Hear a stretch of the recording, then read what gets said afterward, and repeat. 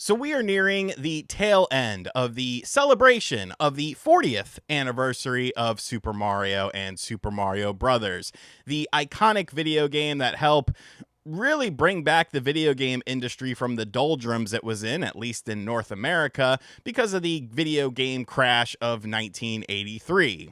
Now, Nintendo has done celebrations before in the past, and of course, they kicked off the 40th anniversary back in September of 2025, and it looks like it'll be coming to an end around April because that's when the new Super Mario Galaxy movie will release. Yesterday, they made some announcements for Super Mario Bros. Wonder that we'll talk about in this video, and overall, it seems like things are kind of coming to a close for the celebration, and I kind of sit back and look at this, and I'm kind of like, was this a little bit of a letdown?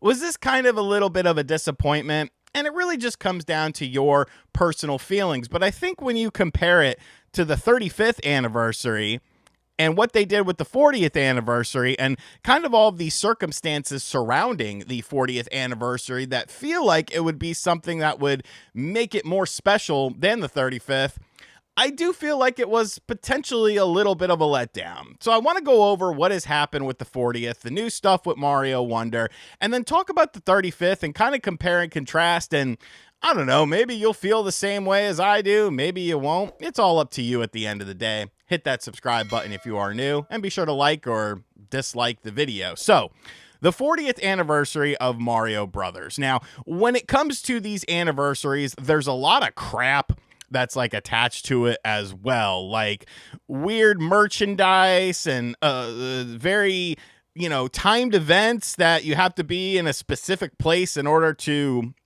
get them and stuff. I guess we could talk about some of the merchandise with the 40th anniversary. Of course, you had some amiibo for Mario and Luma and Rosalina and Luma's, which was just announced with the Super Mario Brothers Wonder presentation that took place yesterday for the Switch 2 edition of the game, which we'll talk about in a little bit. A talking flower also tied into Super Mario Brothers Wonder Switch 2 edition. And you had Rosalina's storybook. Okay.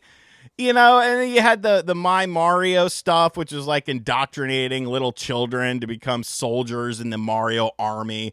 We talked about that stuff with the weird hand positioning and stuff like that. Nothing egregious or anything. A lot of the merchandise stuff isn't going to hit necessarily for me, but I can understand the appeal. But it seems like a lot of this stuff, over half of the stuff that we just talked about was stuff that was just introduced as actually happening. If you didn't watch that Super Mario Wonder presentation yesterday, then you didn't see the stuff that was coming out additionally for it. And then, of course, we have to talk about the games. And well, there's some games, we got Super Mario Galaxy and Super Mario Galaxy 2 in October.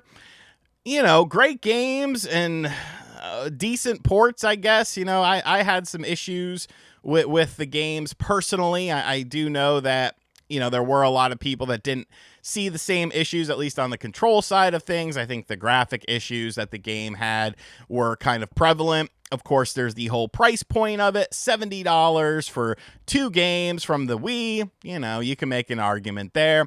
Mario Tennis Fever, which is coming out next month, February 12th, which is really the most exciting game for me in Mario's celebration of when it comes to new games. I think this game looks really cool. Super Mario Brothers Wonder, Nintendo Switch 2 edition, plus Meetup in Bella Bell Park. Yes, that is the name of this game. The Switch 2 edition of Super Mario Brothers Wonder is, of course, having additional features and stuff like that. They showed off Rosalina. Rosalina's going to be in the game. They showed off 2 environments that you could go in, one of them kind of being like training missions, and then some additional stuff for multiplayer. There's a new mode with Yoshi to make things easier. Even though there's already an assist mode in the game, I guess they'll add some more. And that's where the new amiibo introduction come into play as well, as those will be releasing in early April, whereas the game comes out on March 26th. And I watched the presentation that they did for it, and I mean, it was fine.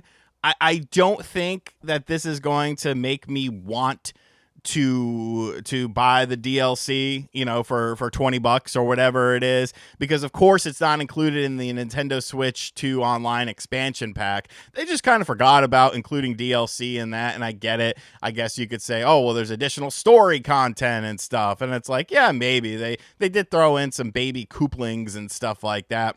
And then the final game for the celebration is Yoshi and the Mysterious Book, coming out in spring of 2026.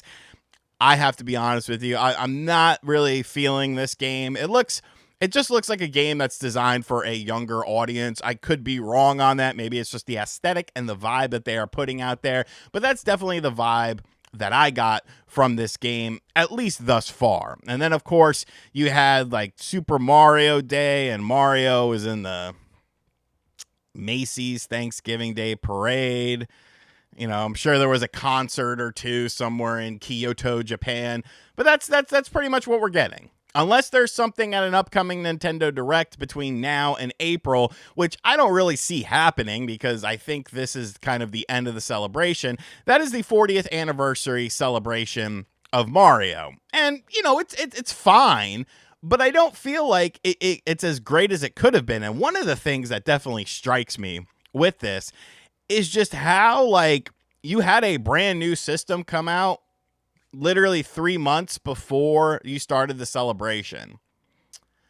The last 3D Mario game was a Switch 1 game from 2017. Like, you couldn't have timed this a little bit better.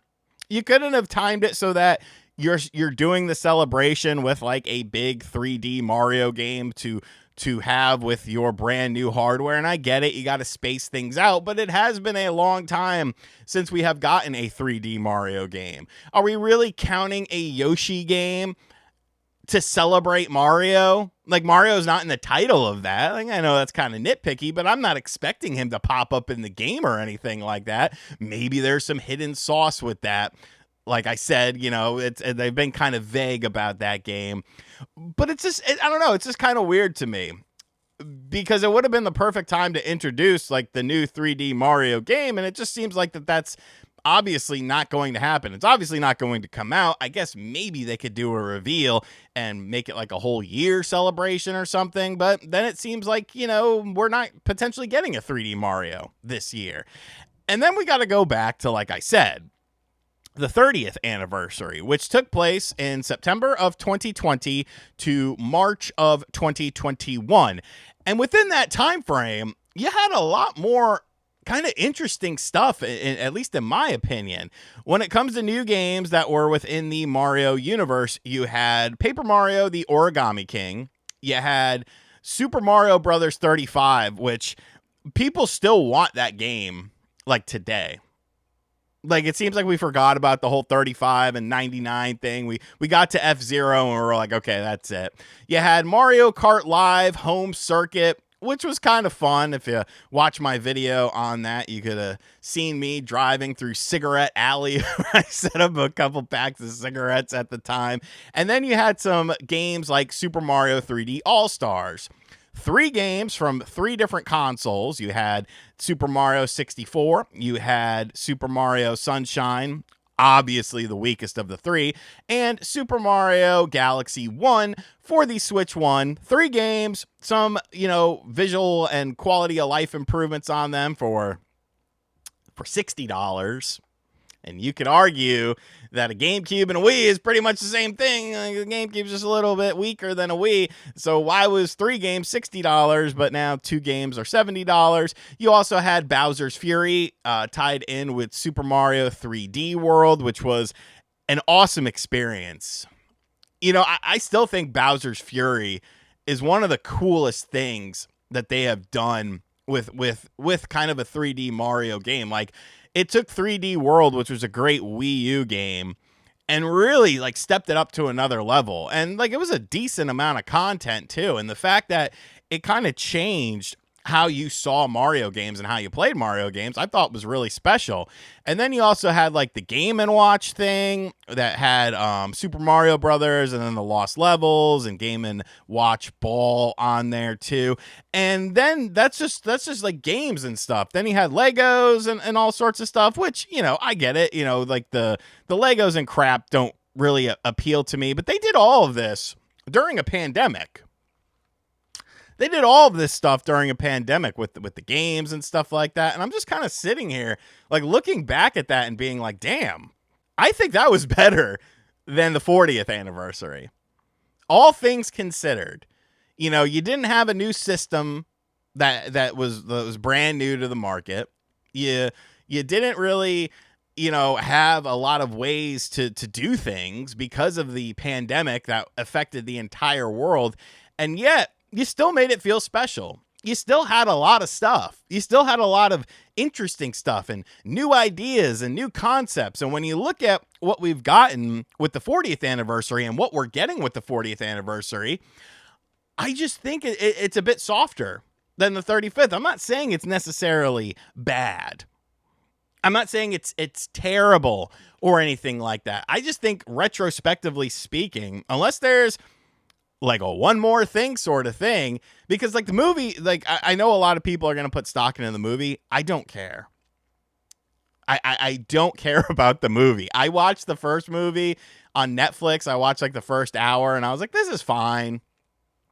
And then that was it. Like, to me, I would rather play a game than watch a movie when it involves characters and scenes and stuff like that from something that is rooted in a video game. And so for me, it's a pass. And that's why this is a very personal opinion, because for some people that movie will put this above and beyond. You know, this will be the greatest celebration of all time for some people because they're getting a new movie and, you know, maybe they're like Bella Ramsey Park. Hi, my name is Bella Ramsey.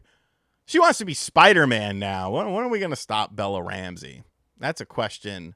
That is a question that needs to be answered. She's kind of one of the 4 apocalypses of I'm not watching this. Bella Ramsey, Millie Bobby Brown, Stranger Things aside, because I wanted to finish that up. Jack Black, and who's someone else that I don't want to see? Chris Pratt's getting to that level too. He's been in way too much stuff. It's like, bro, you need to chill out. Anyways, guys, those are just my thoughts on the 40th anniversary. Obviously, it depends on the person. Some people are going to love this. Some people are going to think this is so much better than the 35th. But for me, it wasn't. And that's okay. That it doesn't have to be the same thing for everyone. I can only give you guys my opinions and my thoughts on this. But let me know your thoughts and opinions in the comments section down below. And as always, guys, thank you for checking out this video. If you are new to the channel, be sure to hit that subscribe button. Be sure to like, comment, and share, or dislike if I offended you, because I didn't like the 40th anniversary quite as much as the 35th. And as always, I'll catch you guys on the next video. Later.